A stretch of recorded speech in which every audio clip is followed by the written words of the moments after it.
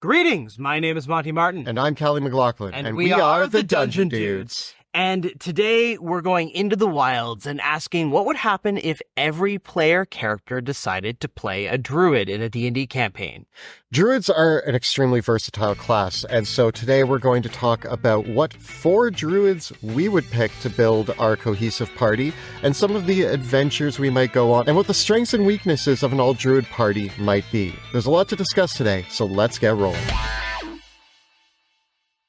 As usual, our circle of druids is going to be 4 characters where everybody must play the same class. No duplicate subclasses are allowed, and no multiclassing is allowed either. We're going to look at how they perform in all 3 pillars of play through from level 1 to 20. Then at the end of the video, we're going to rank the party on our leaderboard and see kind of how they stack up against other all single party classes. So I think that conceptually this party is going to be a bringing together of maybe the meeting of multiple druid circles, right? They're coming together to defend nature from some oncoming calamity.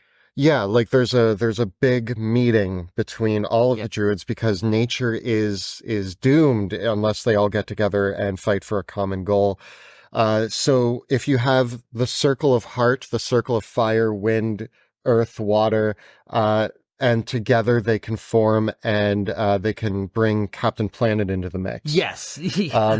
I think we did Captain Planet on, I think it was the Warlock video, but I actually just like the idea. I don't know how we're summoning Captain Planet, but it feels like there's a druid vibe here, like a nature. Yes, totally. It is different elements coming together.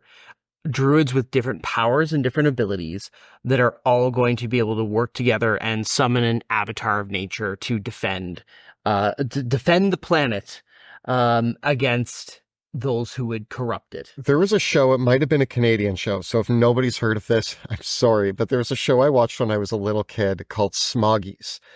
And it was, the villains were these 3 idiots on this giant oil tanker that just threw pollution everywhere.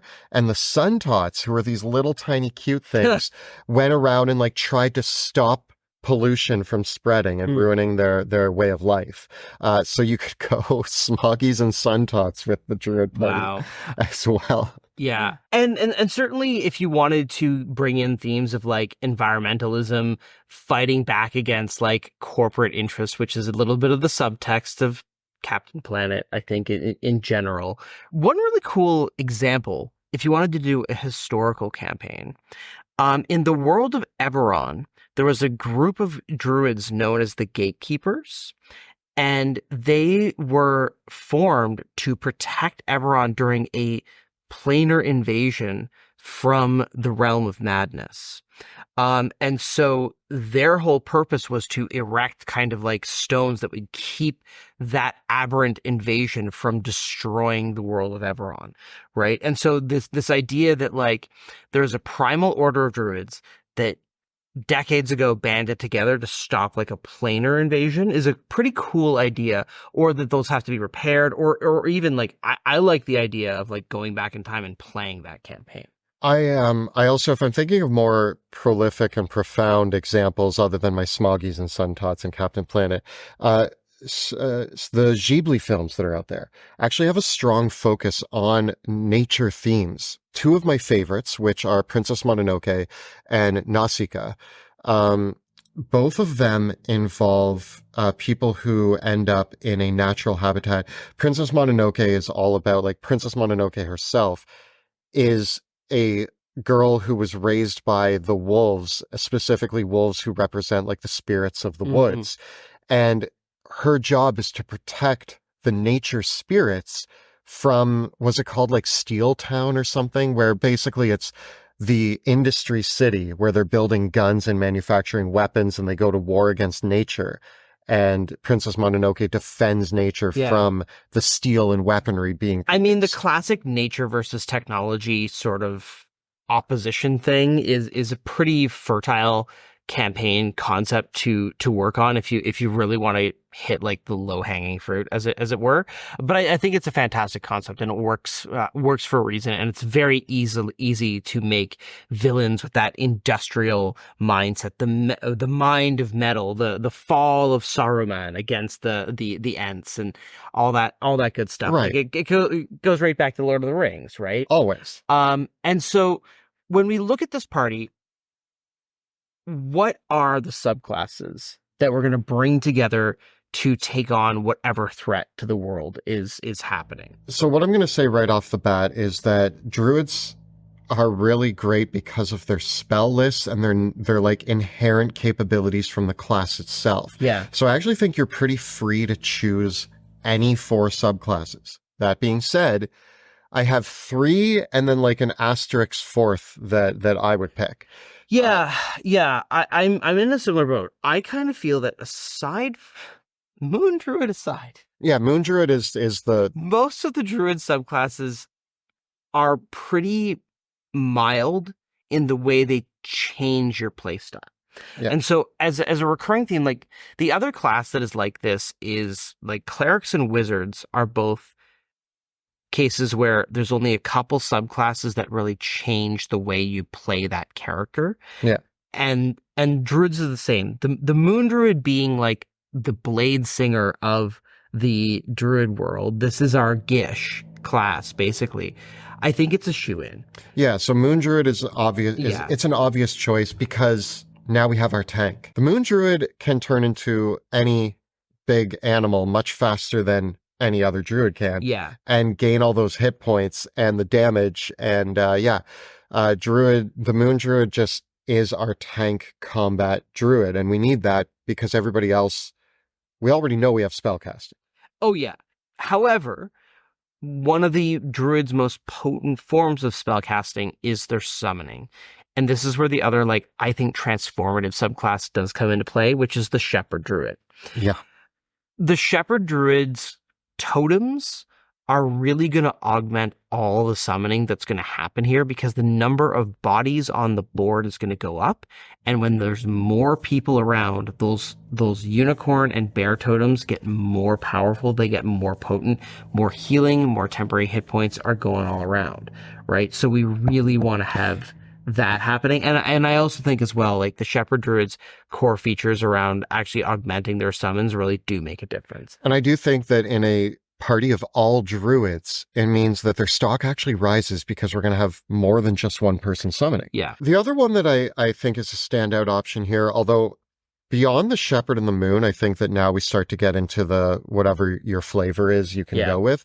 But my pick for the third is the Stars Druid. Not only does the Stars Druid have guidance and guiding bolt at its disposal, but it also, with its starry form, it can actually take on the blaster role a little bit more upfront than some of the other druids.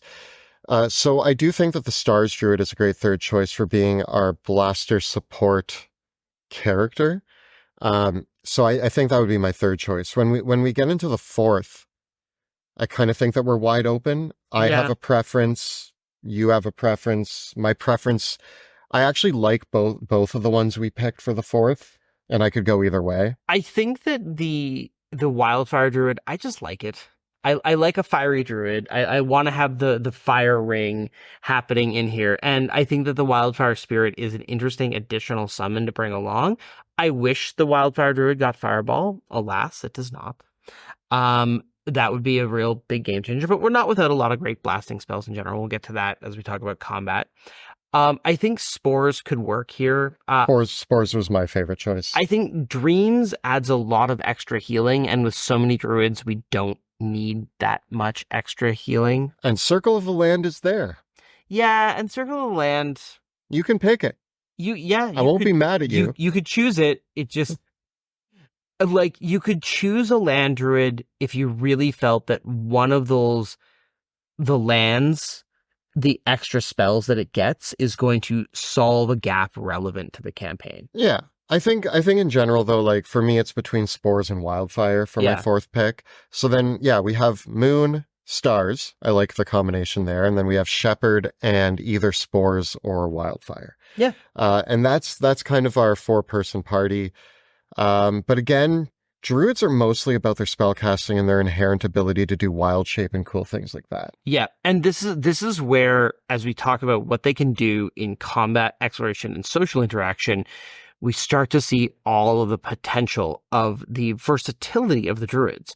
Because I do think that one of the things that I like to say about the druid class in general is that the word versatility isn't accurate, I think, for the druid. The better description, and I think this is more in tune with how they relate to nature, is druids are adaptable. Yeah. They can change for whatever circumstance they are in response to that circumstance. Just like living organisms, just like nature itself adapts. And you do kind of have to choose when you're preparing your spells, what your adaptations are going to be for that day. But with a party of 4... You do have versatility with the party of 4 because you can choose 4 different adaptations. Exactly, right? And so this party, when it comes to combat, we're going to have a smorgasbord of blasting, battlefield control, healing, support, utility, buffs, debuffs. That full tranche is going to give us so much to choose from. So I want to actually get into it and discuss, like, just, it's kind of staggering how much they actually get. Druids have a great spell list. I will say that one of their negative sides, but it's actually corrected by having an all druid party, is that a lot of them rely on concentration spells. Yeah. But a party that can lay down 4 concentration spells and then fall to their blasting spells is phenomenal. Yeah, that is a really good point with the druids, and you can almost, a pitfall that I see a lot of druid players have when they're playing a single druid in their party is they prepare their spells for the day. They're trying to be as adaptable and versatile as possible. And it turned out that every single spell they prepared was a concentration spell. Yeah, yeah. And then you're like, oh, you threw a 1 spell, and now what else are you doing? Unless if you're the moon druid. And this is also where the stars druid is really useful too, because their answer is, I'm blasted, I'm throwing guiding bolts. Yeah. Right. Whereas for the other druids, they're now down to their cantrips, which are great, right? But again, so as far as blasting goes, we've got Ice Knife. Moonbeam is one of our and Flaming Sphere are both 2nd level spells. I would prefer Moonbeam. They're both concentration though, but they are of a blasty nature. I mean, on the Druid, we also have Call Lightning, Erupting Earth, Ice Storm. You kind of have like this smorgasbord of like elemental spells. Yeah. Cone of Cold, Sunbeam, Firestorm, and even Sunburst. Like all of the good elemental bits are here. Yes. So you do have like the concentration type blasting spells in the form of Moonbeam and Call Lightning and Sunbeam, but then Erupting Earth, Ice Storm, Cone of Cold, as well as Ice Knife are going to give you the one-shot blasts. So I find that within our party, we want to have a mixture of these. Of course, druids are also probably our best summoning class in the game. Not probably, they are. So they get conjure animals, summon beasts, summon fae, conjure woodland beings, summon draconic spirit. Whether or not your DM is allowing you to use the conjure spells, I still think that they're incredible summoners. Yeah. If everyone in the party uses summon beast, you just doubled the number of party members. Yeah. And if everybody in the party costs summon woodland beings or conjure woodland beings, your DM's going to have issues. Yeah, but at the very least, like, with conjure animals, you can summon a bunch of gazelles or wildebeests and get all Mufasa on your... Oh my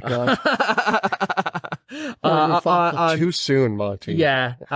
Bring the stampede is basically what's happening there. And that's where, like, when everyone in the party is summoning animals, I really do think at a certain point, like, if you all do decide to summon, like, elks or giant owls, like the ones where every person is summoning 8 of them, I'm just going to be like, as a DM, okay, guys, we'll just so stop. This is the problem, is if you are running an all druid party, I actually think it's very appropriate to say you cannot use the conjure spells. Not like that. Not like, Not to put like suddenly 64 animals on the board and now we have to manage all of that. Of course, if your group finds a way to fast roll all that, because then that's where the shepherd druids totems now are giving them all temporary hit points, and it is a stampede. yeah. Yeah.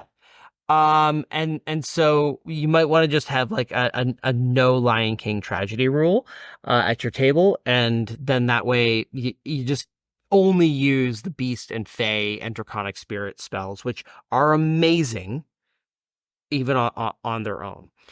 We even have like great battlefield control options on the druid. I'm thinking Entangle and Spike Growth, just right off the bat, are like such a good.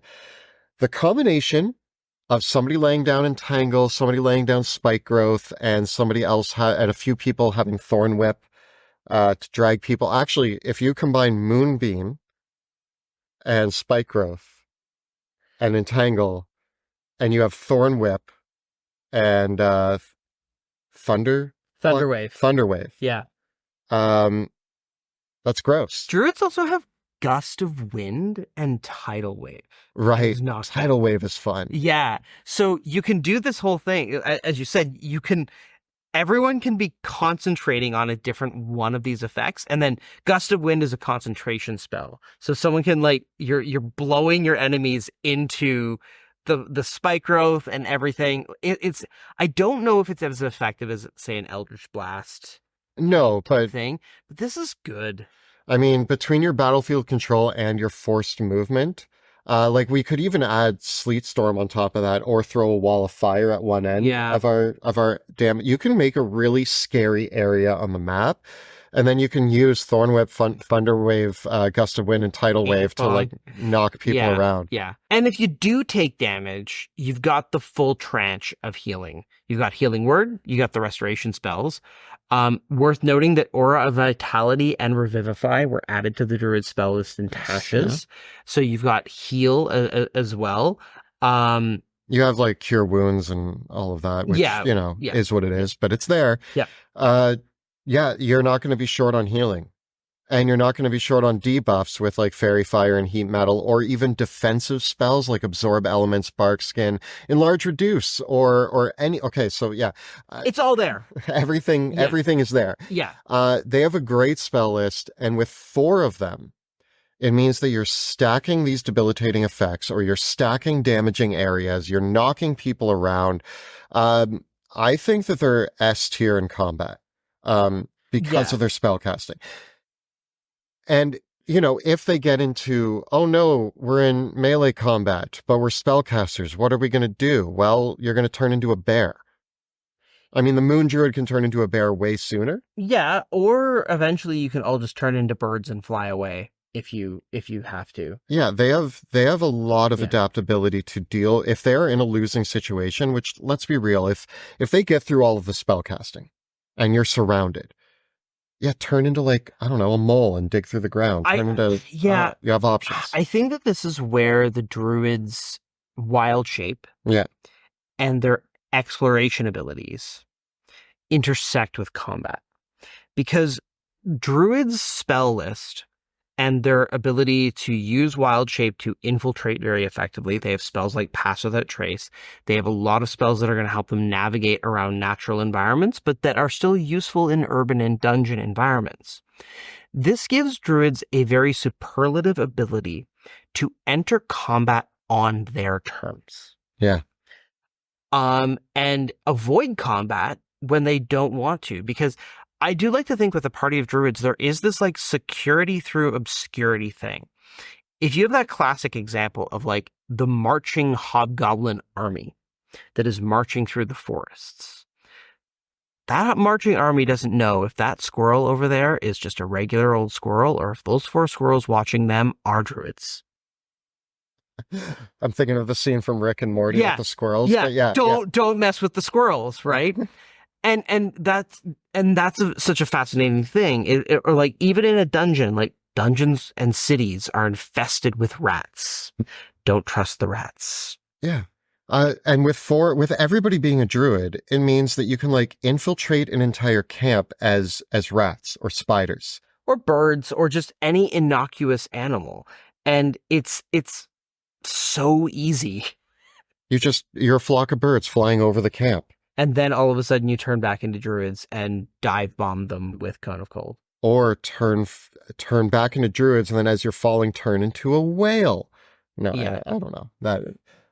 Or turn into bears. Yeah. Drop bears. Drop bears. Yeah, there you go. Or you could have two of the druids as giant eagles that are carrying the bears. Yeah, the shenanigans is off the charts. Yeah. But yeah, they're okay. So when we move into exploration, which we have, I mean, they're druids. There's no question here about if they're good at exploration. They can speak with plants. They can speak with animals. They have all the critters and creatures and plants of the woods are working with the druids. They have a lot of tools. They don't really need to forage because you can just grow your own berries. This would be an interesting argument for the druids to take feats like telepathic. Yeah. So that they can communicate with each other telepathically when they're wild shaped, or send messages to each other when they're wild shaped. They can also take feats like Shadow Touched or Fey Touched to get access to invisibility or Misty Step, as well. They've got Polymorph. I just find it's very interesting, like that. There's a really key breakpoint for druids when at 8th level, any druid can wild shape into a flying form, and the flying form now goes up to challenge rating 1 for everybody, not just the moon druid. So now everybody can become a giant eagle.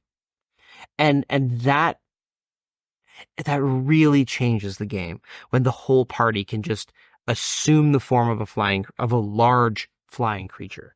Can we also talk about the fact that every druid has access to Pass Without Trace? Yeah. So in terms of exploration and being sneaky, and navigating and infiltrating and all of that, Wild Shape plus Pass Without Trace. Yeah. You're already golden.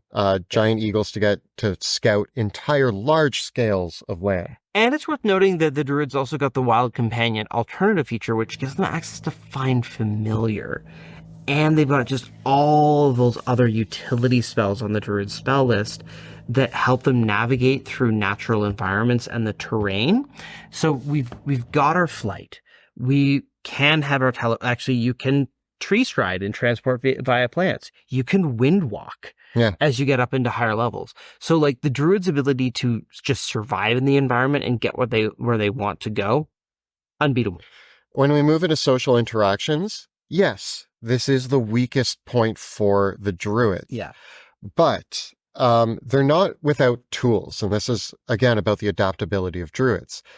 They have access to guidance. They have access to enhanceability, which gives them some way to kind of force their way through social interactions.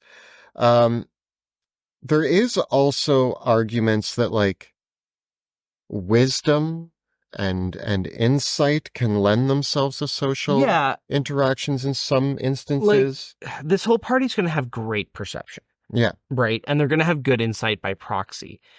But when it does come to like charisma and strength are the dump stats. Yeah. And while the druid can compensate for the poor strength by wild shaping into something stronger, it's hard for them to get around the fact that charisma is just, they are hermits living in the wilds. They don't necessarily interact with those city folk too often. And so that's where your best shot is maybe somebody in the party doesn't have a negative charisma modifier, maybe decides to get proficiency in one of the social skills, and then the rest of the party hits them with guidance and enhanceability. And like you can use guidance and enhanceability to get through a lot of different skill challenges that aren't social related, but I think this is your best bet. Unless you're talking to animals or plants, in which case you're great. Yeah. Those are the best social interactions. Yeah.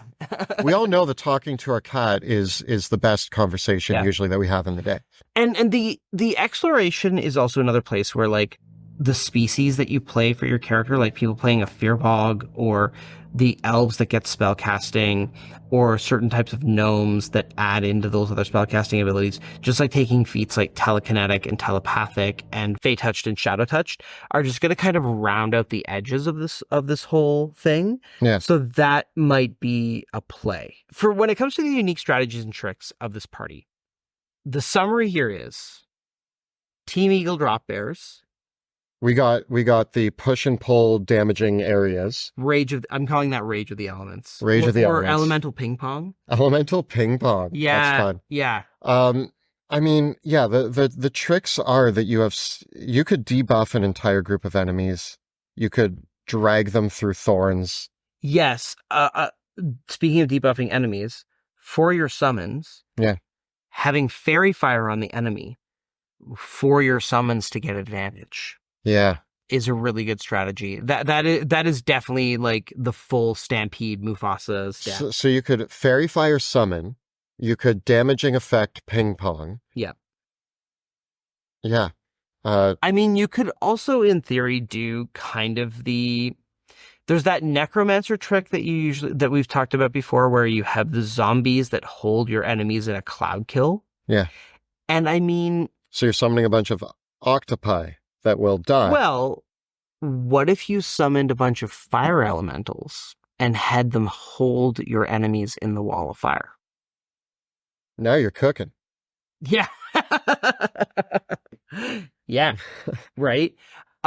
So you could also do that. It's harder to do with like the animals, and I think there's ethical questions for druids ordering summoning a bunch of animals that grab or push or just launch themselves into the raging elements with the enemies. Probably not going to be a go, but you could combine these strategies. I like to imagine that the summons are like mystical forms that don't actually die horribly. They just kind of poof back to their mystical realm when they take damage. So that makes me feel better as Whatever a helps summoner. you sleep at night. Yeah.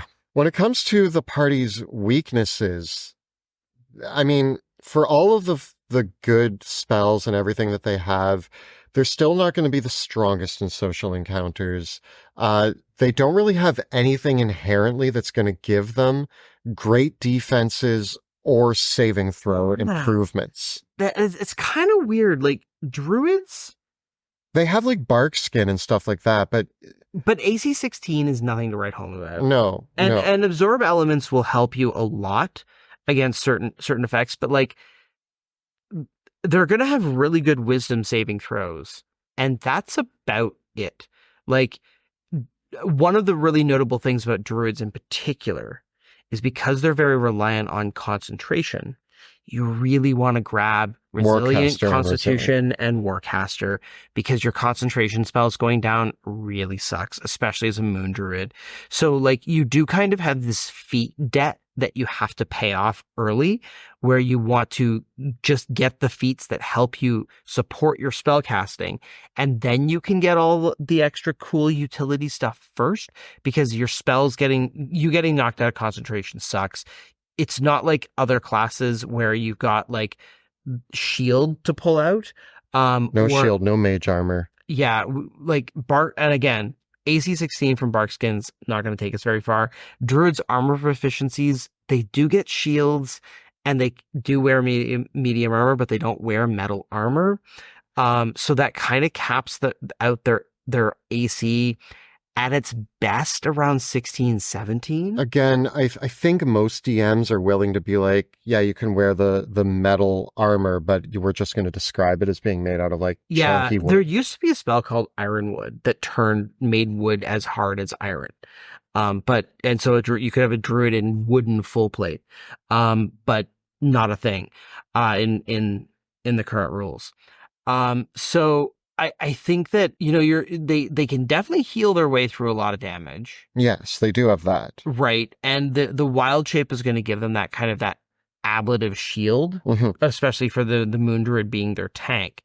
But yeah, like this is a party that really does want to get themselves under favorable conditions, control the entire battle, and not really have to worry too much about retaliation. Yeah.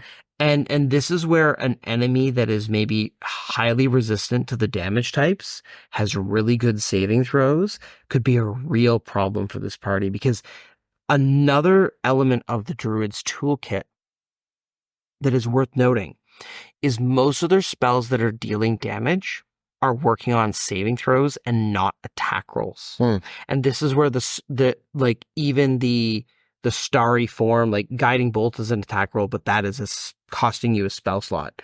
Like druids don't have a lot of just reliable on-demand attack roll based spells. Yeah. And so when they encounter an enemy that has really good saving throws, particularly a lot of druid spells, also unfortunately, they go after constitution saving throws, which is often, especially for like your bigger, meatier villains, that's it's a tough one to crack. Yeah. Right. Yeah. And so you might just run up against an enemy that is really tough. Yeah. And can just really slough off all the things that you're throwing at them and then kind of beat you in the war of attrition. But at least you could turn into an eagle and fly away. Yes. Yes. Right.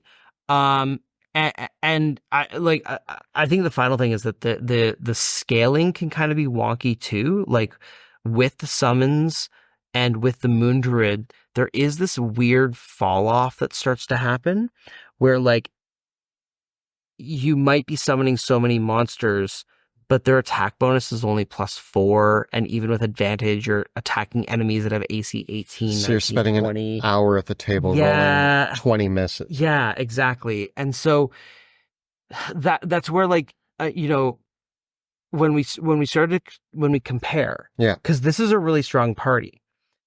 We recently talked about the Rangers. Yeah. The Rangers have all this summoning magic. They have all this utility. But at the end of the day, they're also really good with weapons. They can throw down when it comes to it. Where the Druids kind of they do have damaging capabilities, but I think that the Rangers are more combative in nature. Yeah, and they're always going to be reliant on their spells for it. So I think I still think that the all Druid party is an A tier Druid party. Oh, I think it's pretty high up there. Yeah. Right? Like I wouldn't. I don't know if they're S, because like S is almost like there's no weaknesses. There's nothing that can. Okay. Druids or clerics? I think clerics. Those are the most comparable. I think. Oh man. Okay. Let me add a spice to this. Druid, cleric, bard. Who do you give the podium to between those three? Bard.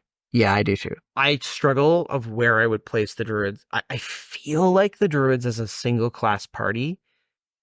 I feel like Wild Shape is just such a big adaptability shift. It's so true. That it really gives the edge to the Druids over the clerics. And we gave clerics. We rated clerics pretty high. Yeah, we did. They're pretty strong, but clerics have some weird weaknesses, right? Are you? So are we talking S tier?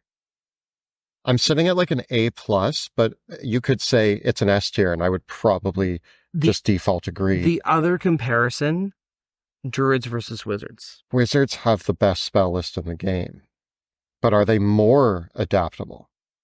Technically, Druids have the beautiful thing of being able to like have their entire spell list available to them. Yeah, but with the Wizards, it's weird because I feel like the Wizards can throw down.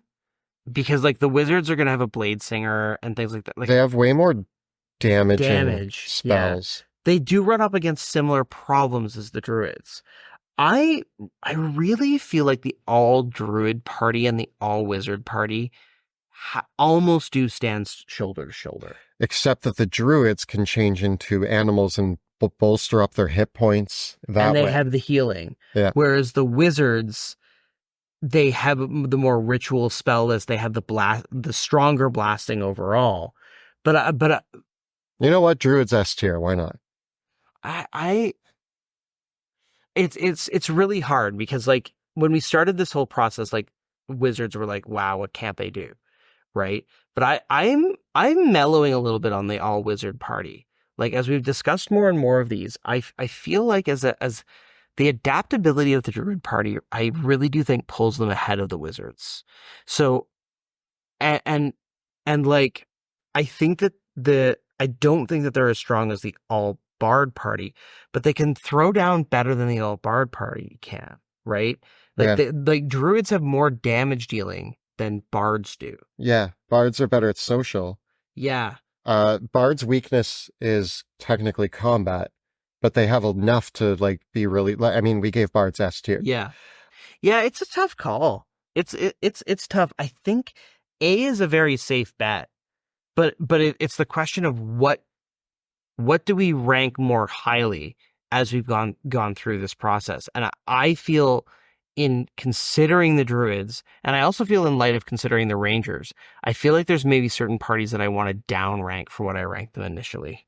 I think that once we're done all 12 classes, we should like make a final assessment of where we rank each of them. So final rankings pending. Right now, the Druids I'm putting at like an A+, S-. Yeah. And we'll see how that all plays out. But how do you feel about the All-Druid party? Do you think that they're one of the strongest in the game? Do you think that they're a little bit weaker than some of the other ones we've looked at? Tell us your thoughts about the All-Druid party in the comments below. The videos that we create on our channel are made possible thanks to the incredible generosity of our Patreon supporters.